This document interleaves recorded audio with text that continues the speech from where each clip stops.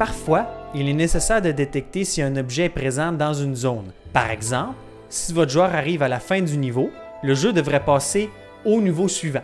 Pendant votre absence, j'ai rajouté un obstacle dans le jeu, soit 2 tuyaux. Si le joueur frappe un de ces 2 tuyaux, alors le jeu se termine. Mais si le joueur passe entre les 2 tuyaux, alors le joueur devrait gagner 1 point. On va commencer par finaliser ce tuyau. Le tuyau devrait se déplacer de droite à gauche. Alors nous allons rajouter un composant que nous allons appeler pipe.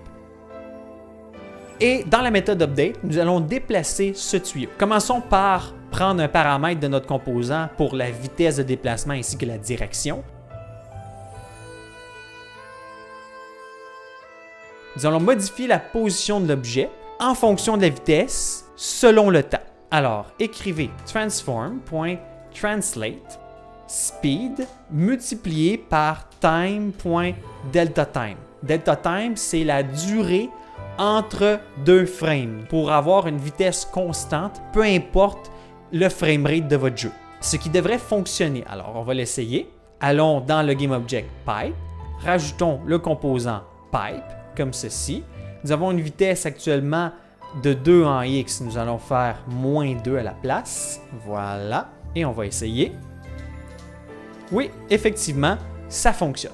À présent, faisons en sorte que le jeu se termine lorsque l'on touche l'un des 2 tuyaux.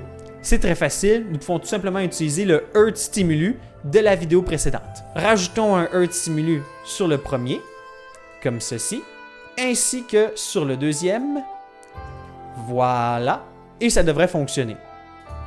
Si je frappe le tuyau du haut, effectivement, game over.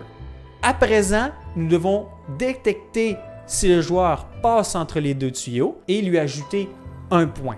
J'ai ajouté ici un GameObject qui s'appelle Middle, dans lequel vous avez un box collider qui est vraiment situé entre les 2 tuyaux.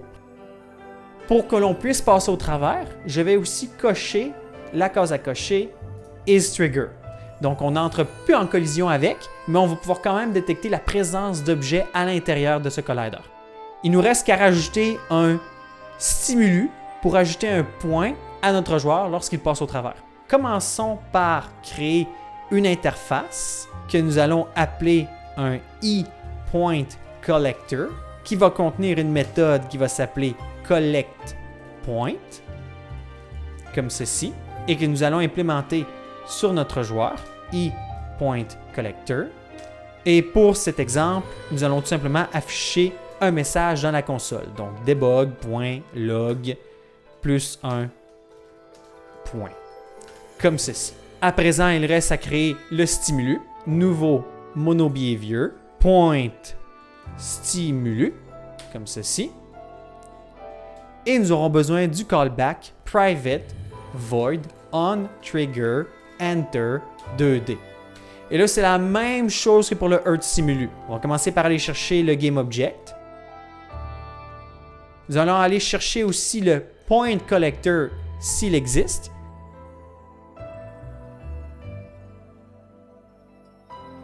Et s'il existe, on va appeler la méthode collectPoint.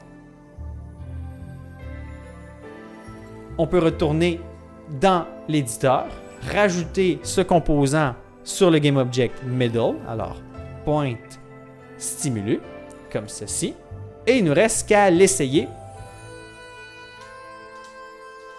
Et oui, j'ai eu mon point, tout a fonctionné.